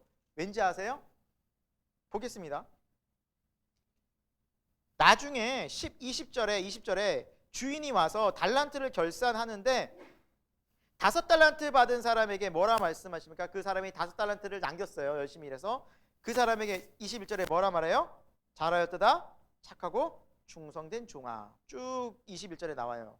그리고 내가 너에게 많은 것을 맡기고 너는 나의 즐거움에 기쁨의 잔치에 참여하자라고 말씀하시고요. 자, 2달란트 받았던 사람도 2달란트를 드립니다. 그럴 때 뭐라 23절에 뭐라 말씀하세요? 똑같이 말해요. 잘하였도다 착하고 충성된 종아. 내가 너에게 많은 것을 맡기니 내 주인의 즐거움에 참여하고자 하자. 똑같아요. 토시 하나. 즉 뭐예요? 하나님은 우리에게 우리의 그릇에 맞게 달란트를 주셨어요. 남들에 비교해서 내가 막 저 사람 비교해가지고 더 많이 일해야 되고 더 많이 남겨야 되고 이걸 못하면 하나님이 나를 제대로 못 샀다고 하신 거 아닌가? 절대 아니라는. 비교하지 마시고 나에게 주어진 달란트가 있어요. 그러니까 주님이 재능대로 주셨다 그랬잖아요. 내가 최선을 다해서 충성하면 돼요. 그러니까 지혜로운 사람이 할 일은 충성되는 거예요.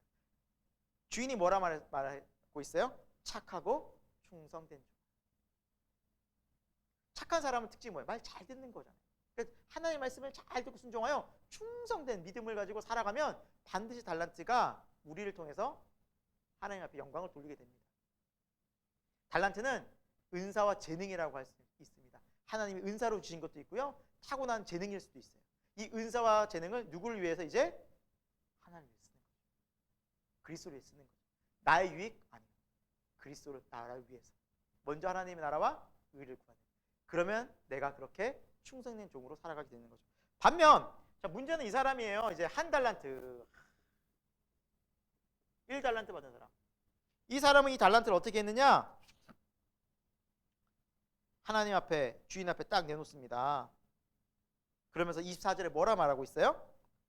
주인이여 당신은 굳은 사람이라 심지 않은 데서 거두고 해치지 않은 데서 모으는 줄을 내가 알았으므로 두려워가지고 달란트를 땅에 감춰 숨겼나이다라고 말하고 있어요. 자, 여기서 당신은 굳은 사람이다라는 표현은 당신은 포악한 사람이라서 심지 않은 데서 거두고, 여러분 뭔가를 뿌려야, 씨앗을 뿌려야 열매를 거두잖아요. 근데 씨도 뿌리지 않고 야 열매 왜 못 거뒀어? 씨앗도 안 주면서 왜 열매가 없어? 수확을 안 했어? 이러면 악한 거잖아요. 그거 포악한 거잖아요. 그런 주인으로 잘못 알고 오해하고 하나님에 대해서 재료된 믿음이 없었다는 거예요. 기본적으로. 이것은 뭐냐면 이 사람은 하나님을 제대로 믿지 않고 몰랐던 사람인 거죠. 하나님이 누군지 몰랐어요. 단지 포악하고 무섭고 심판하고. 그러면서 달란트를 숨겨뒀죠. 그럼 이 사람은 무슨 힘으로 살았어요? 달란트 없이, 하나님 주신 것 없이 내 마음대로 산 거예요. 하나님 생각도 하지 않고 내 마음대로 산 거예요. 그러니까 얼마나 그 삶이 자기 마음대로 살았으니 죄악에 내 마음대로 즐기고 싶은 대로 즐기고 쉬일 때 내 마음대로 쉬고. 그러니까 그 주인이 뭐라 말씀하세요? 26절에 이 게으르고 악하고 게으른 종아라고 주님이 말씀하시죠. 질책하시죠. 그리고 그의 달란트를 빼앗아서 다른 5달란트 받은 자에게 주죠. 자, 그리고 30절에 그 마지막이 결국 어떻게 돼요? 이 무익한 종을 어떻게 하는 거예요? 내어 쫓으라. 슬피 울며 이를 갈리라. 영원한 후회를 하게 되는 거죠. 영원히 하나님 나라에서 쫓겨나게 되는 거죠. 너무나 안타까운 일이 벌어지죠. 그럼 한 달란트 받은 사람은 선교적으로 좀 적어가지고 좀 솔직히 좀 불쌍하지 않나? 2달란트, 5달란트 훨씬 많은데, 여러분 우리가 지난 시간에도 배웠잖아요. 금 한 달란트, 금 몇 킬로냐? 34kg. 시가 20에서 30억. 하나님이 적게 준 게 아니야. 한 달란트 받은 사람도 이만큼 돈, 30억을 그냥 땅에 묻어둔 거예요. 그러니까 하나님 말씀하시는 거예요. 적게 준 게 아니에요. 즉 우리의 삶에 하나님께서 은사와 재능과 또 시간과 여건들을 충만히 주셨어요.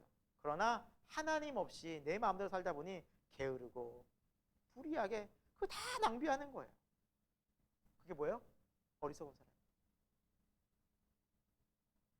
그래서 회개하고 주님을 믿고 우리가 진짜 하나님의 백성이 되어서 어느 길로 가야겠어요? 5달란트 받은 사람, 2달란트 받은 사람 길로 가야 되지 않겠습니까? 그렇죠? 1달란트 받은 믿음은 뭐예요? 결국 이렇게 되니까 어때요? 우리는 회개하고 돌아가야 되는 거예요. 이런 삶을 살면 안 된다. 그래서 회개하고 깨어서 어떻게 해요? 남은 인생을 주님을 기다리며 살아가는 거예요. 세 번째 인생. 자, 그때는 양과 염소를 나눕니다. 33, 34절에. 그런데 오른편과 왼편으로 이제 양과 염소를 나누는데 오른편에 있는 사람들에게 이렇게 얘기하세요. 내가 줄일 때, 35절에 내가 목마를 때, 내가 나그네 되었을 때, 헐벗었을 때, 병들고 옥에 갇혔을 때, 그러니까 외롭고 힘들게 정말 그 힘든 순간에, 고난의 순간에 너희가 나를 찾아와서 위로해줬다. 그것은 바로 나를 위로한 것이다.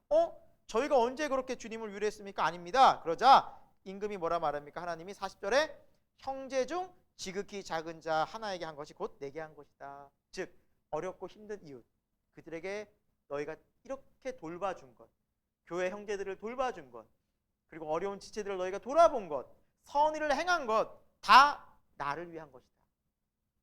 반대로 왼편에 있는 사람들은 어디 들어가요? 영원한 불에 들어가는데 너희는 내가 줄일 때, 목마를 때, 나그네 되었을 때 돌보지 않았다. 그들도 얘기하는 거야. 우리가 주님이었다면 돌봤겠죠. 근데 저희는 주님을 못 봤다니까요. 그러나 뭐라 말씀하십니까? 45절에 지극히 작은 자 하나에게 하지 아니한 것이 내게 하지 않은 것. 즉 주위에 연약하고 약하고 돌봐야 될 이웃들을 외면한 것이 곧 나를 외면한 것이다 라고 말씀하시죠. 그리고 46절에 그들은 영원한 벌에, 의인은 영생에 들어가리라. 자, 마지막 주님의 재림을 기다리며 주님의 종말을 기다리며 살아갈 우리의 모습은 뭐예요?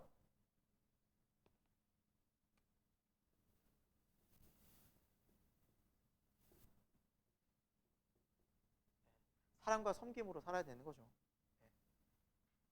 이 세 가지가 종말에 대한 우리 신앙인들의 모습의 태도라는 거죠. 이대로 가야 되는 거예요. 이대로 살 수밖에 없는 거예요. 그리스도인들 순종하는. 그게 교회 공동체라는 것이죠. 자, 26장입니다. 이렇게 귀한 말씀을 다 이제 마치시고 이제 6월절이 이제 가까이 오게 되어서 이제 예수님이 점점 십자가 죽음을 맞이하고 있는데, 자, 26절 끝에 인자가 십자가에 못 박기 위하여 팔리리라 하시더라. 십자가 죽으심을 예언하시죠. 그런데요, 3절과 4절을 보면 여러분 좀 특이한 걸 발견합니다. 당시 6월절을 앞두고 대제사장과 장로들이 무슨 회의를 하느냐? 야, 요번에 우리가 예수님을 죽이는 거는 죽이지 말자. 밀란이 일어나고 명절이니까 너무너무 막 난리 날 것 같아. 그러니까 요번 명절에는 하지 말자라고 얘기해요. 그게 인간의 뜻이었어요. 그러나 하나님은 예수 그리스도를 그 명절 6월절에 죽이시기로 작정하시고 예언대로 가자. 이걸 잘 보면 마치 사람들이 예수님을 몰아서 죽이는 것 같지만 이 죽음은 지금 누가 계획하고 이끌어 가신다는 거 알 수 있어요? 하나님이 구원하시려고 아들 예수님을 계속 몰아가셨어요. 아들 예수님은, 성자 예수님을 거기에 순종하기 위해서 그 십자가의 길을 묵묵히 가고 계세요. 사람들의 의지가 아니에요. 이게 지금 대제사장은 반대했다니까요. 그러나 이 상황을 하나님이 그분의 계획대로 섭리로 미끄러 가십니다. 왜? 구원 계획이니까. 자, 그런 상황이 벌어진 가운데 6절을 보시면 베다니에 있는 나병 환자 시몬의 집에서 이제 치유받은 그런 사람이었겠죠. 그래서 이렇게 있을 때 한 여자가 귀한 향유옥합을 부은 장면이 7절에 이렇게 나오죠. 이 여인이 누구일까요, 여러분? 요한복음 12장에는 나사로의 누이 마리아라고 나옵니다. 네. 근데 예수의 머리에 딱 보니까 제자들이 분개한 거예요. 아, 이 비싼 향유를, 귀한 향유를, 그때 이 향유의 가격이 마가복음에 보면 약 300데나리온이라고 합니다. 300데나리온. 300데나리온이 어느 정도입니까? 1년 연봉. 1년 연봉. 여러분 1년 연봉 생각하시면 돼요. 그 정도예요. 적어도 1,000만 원 이상이죠. 우리가 그냥 한 10만 원만 잡아도 뭐예요? 3,000만 원. 그 자리에서 3,000만 원이 끝났어요. 그러니까 제자들이 막 이게 뭐냐 분개한데 예수님이 왜 괴롭게 하느냐, 이 여인을 왜 힘들게 하느냐, 지금 이 여인은 나의 장례를 준비하고 있다. 그녀는 몰랐지만, 그녀는 오빠 나사로가 예수님의 은혜로 살아가는 게 너무나 감사해서 자신의 모든 것들을 다 희생해서 드리는, 어쩌면 결혼 앞두고 가장 귀한 이 향품을 자신의 인생의 모든 것과 바꾼 거죠. 예수님께 드리면서. 당시 여인들은 결혼할 때 이런 지창금 같은 용도로 이걸 준비했다고, 귀한 거. 근데 이거를 깨트린 거예요. 내 결혼이고 내 모든 삶이고 내 모든 인생이고 그것보다 예수님이 가장 귀하십니다. 그래서 우리 찬양도 있잖아요. 내게 있는 향유옥합, 이게 그 내용이에요. 주께 가져와 그 발 앞에 입 맞추고. 향유옥합을 이렇게 깨트리는 그 마음으로 향유의 여인이 등장을 하고요. 그리고 그를 기억하라고 13절에 예수님은 말씀해 주시죠. 자, 바로 그때 이런 놀라운 하나님의 은혜 가운데 이렇게 주님의 또 죽으심을 준비하는 여인이 있었던 반면 14절에 가룟 유다는 대제사장들을 만나서 은밀한 거래를 하고 있죠. 은 30에 예수님을 팔으니까. 자, 대제사장들은 원래 계획이 없다 그랬어요. 생각이 없었어요. 예수님 죽일 생각이. 누가 왔어요 지금? 가룟 유다가 찾아왔어요. 넘겨주겠다는 거예요. 쉽게. 자기가 탁 인도. 너무 땡큐지 그러면 하고 모든 계획들이 이들은 바뀌어지기 시작한 거예요. 가룟 유다는 누구가 지금 생각들을 바꾸고 따라가고 있어요? 사탄. 그 도구로 쓰임받고 있죠. 자, 그리고 17절에 무교절의 첫날에 예수님이 마지막 만찬을 했는데, 여러분 무교절 첫날이라는 말과 17절 밑에 보면 6월절이라고 나와 있죠. 요 개념을 조금만 여러분이 좀 아시면 좋은데, 무교절은 6월절 절기, 유대인의 달력이에요. 1월 15일부터 7일이니까 22일, 7일간. 이게 무교절 절기고요. 6월절은 이 무교절이 시작되는 첫날이에요. 무교절 절기 첫날이 6월절이에요. 그러니까 유대인들은 전날 저녁부터 다음날 저녁까지 하루예요. 그러니까 14일 저녁부터 15일 저녁까지가 6월절이었어요. 이해가 되세요? 6월절은 무교절의 첫날이고, 무교절은 일주일간의 기간이에요. 그게 조금 이 말의 단어의 의미가 이렇게 좀 달라요. 그래서 무교절이 이제 시작되고, 이 절기가 왜 지키는 거예요, 여러분? 아시다시피 출애굽 사건, 그렇죠? 할 때 문설주에 피를 바르면서 구원하는 그 6월절이 이스라엘 달력의 첫째 달이 됐잖아요. 이 시작이다. 그래서 그거를 3대 절기로 지키고 있었잖아요, 6월절이. 그래서 이 6월절의 귀한 절기 가운데 예수님은 6월절 어린 양으로, 그 6월절을 애굽에서 나올 때 뭘 잡았어요? 너희가 양을 잡아서 좌우 문설주에 바르라. 그 희생. 왜? 그 피를 바른 집마다 죽음이 넘어가리라. 예수 그리스도의 그 희생, 6월절 어린 양으로 십자가를 지는 그 희생으로 인해서 우리가 뭐가 넘어가는 거예요? 죽음이 그렇게 넘어가리라. 심판이 넘어가리라. 그 하나님의 약속된 예언대로 이 일을 성취하고자 이 6월절을 절기를 약속하시고 마련해 주신 거고, 6월절의 어린 양으로 예수님은 이제 십자가의 죽음을 앞두고 있었습니다. 자, 그중에 그러면서 예수님께서 21절에 너희 중 한 사람이 나를 팔리라. 다 알고 계셨어요. 다 알고 계셨어요. 24절에 인자는 기록된 대로 가거니와. 즉 지금 하나님은 구원의 때를 이루기 위해서, 구원의 약속대로 계속해서 이 십자가의 구원을 이루기 위해서 사람들의 마음까지 다 바꿔가면서 십자가의 구원의 길을 가고 있죠. 하지만 악한 도구로 쓰임받는 가룟 유다는 뭐예요? 그 사람에게 화가 있을지다. 안타깝다 말씀하시는 거죠. 근데 보세요, 얼마나 안타까운지. 24절 끝에 우리가 밑줄 안 쳤지만 24절 끝에 보면 그 사람은 차라리 태어나지 않았으면 좋았을 뻔했다.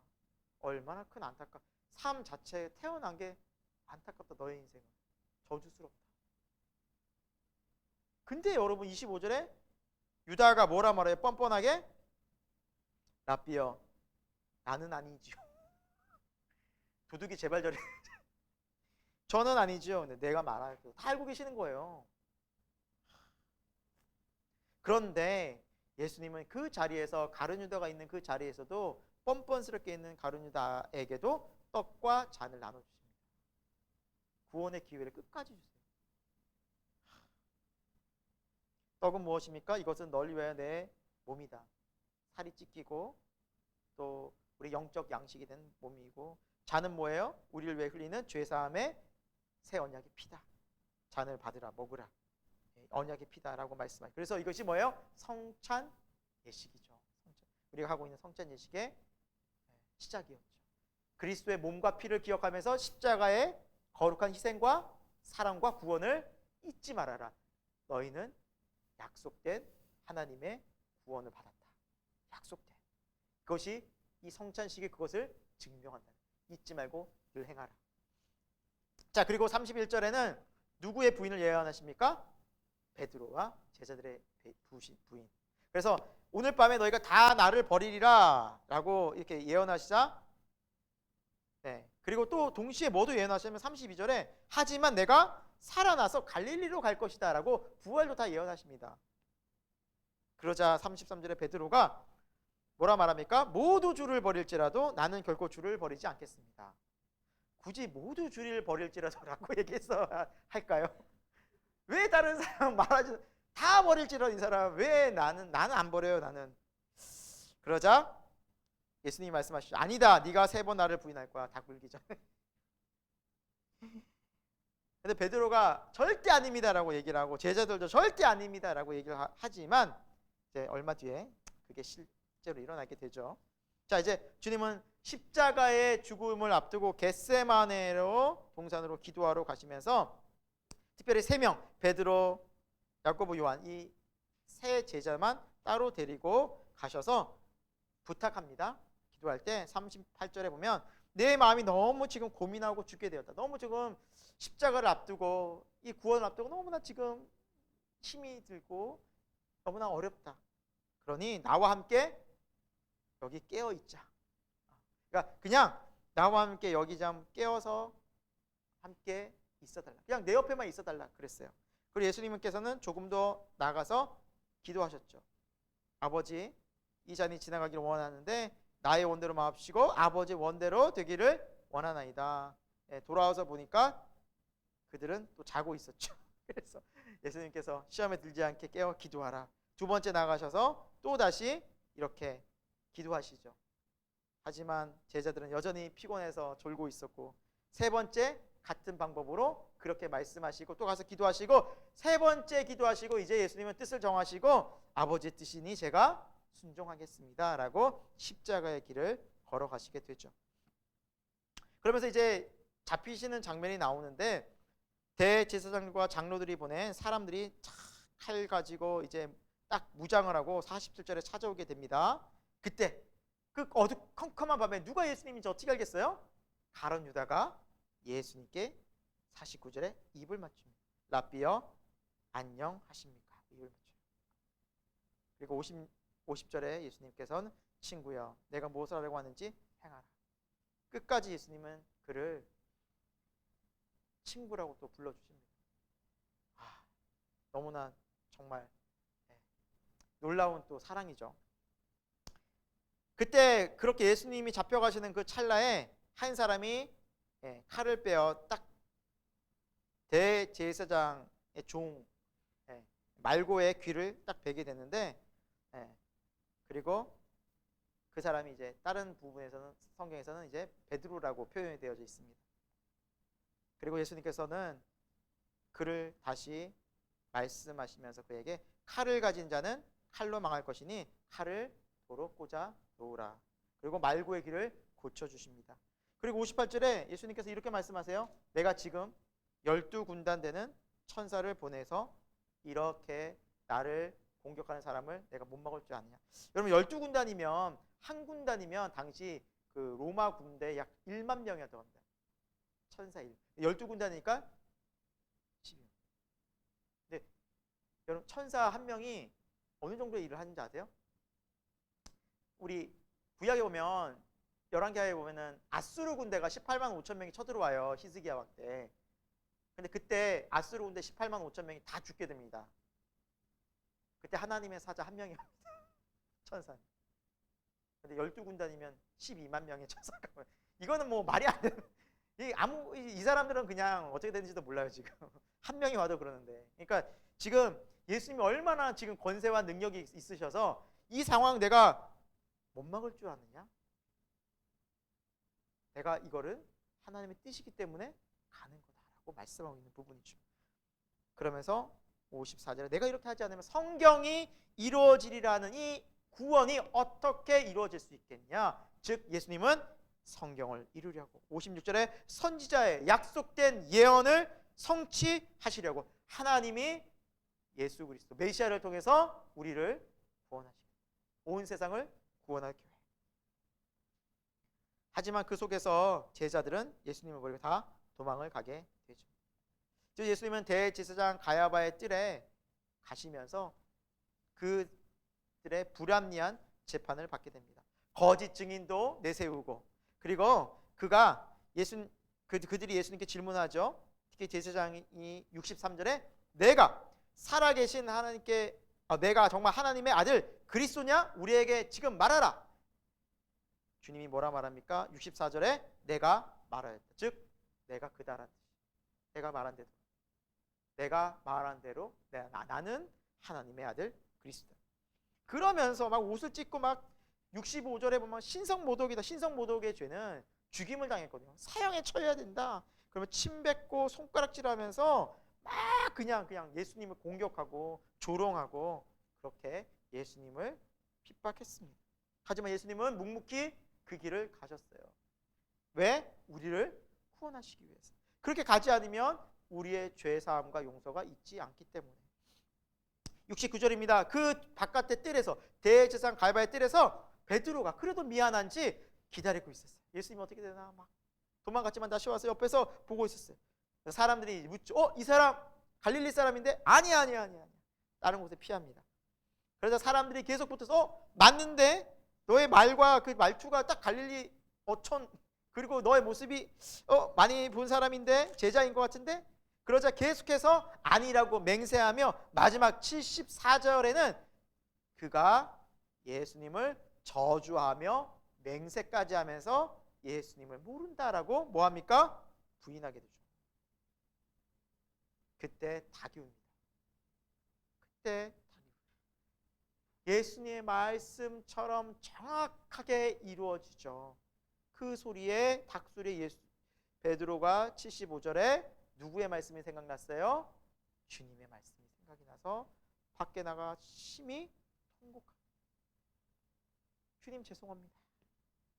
주님 죄송합니다 하고 통곡하며 울었겠죠. 제가 10절까지만 나가겠습니다. 반면에 이제 그렇게 예수님이 밤새도록 또 새벽까지 대제사장, 또 그 다음에 나중에 쭉 계속해서 이제 빌라도까지 이제 총독에게 넘어가는 상황에서 이 모습을 보고 유다가 내가 무지한 자를 판 것 같아, 후회가 돼요. 그리고 그 죄책감이 막 밀려오기 시작하는 거예요.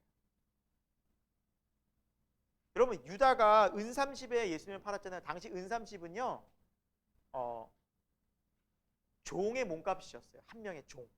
그러니까 사실은 그렇게 돈이 많은 금액이 아니었다고 합니다. 그럼 왜 유다가 이렇게 은30에 예수님을 팔았을까? 물론 돈의 욕심도 있었겠지만 유다는 출신 자체가 열심당원이었어요. 그러니까 열심당원은 뭐냐? 혁명적으로 어떤 수단과 방법을 동원해서라도 이스라엘을 해방시키는 거였어요. 즉 예수님 옆에서 보니까 능력과 권세가 있어요. 말씀 한마디에 막 풍랑도 잔잔해져요. 거친 파도도 막 죽은 자도 살려요. 야, 이분이면 우리를 구원할 수 있어. 그래서 극단적인 상황으로까지 몰아간 것이 아닌가. 그러면은 그분이 가만히 있을 리가 없죠. 메시아인데 어딜 감히 하면서 그 로마를 다 제압할 줄 알았는데 묵묵히 끌려가는 거예요. 그냥 가만히 잠잠히 그냥 가는 거예요. 그러니까 속으로 내가 무지한 자를 죽인 거야.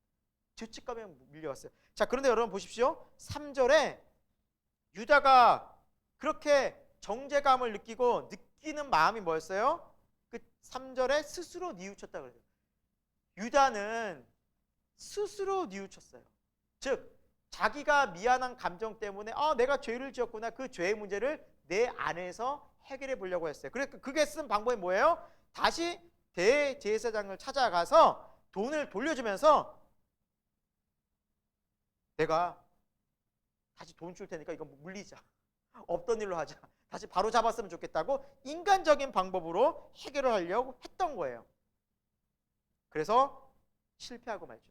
그들이 이것이 이제 무슨 상관이냐, 우린 이제 이미 다 잃었다, 갖고 가라.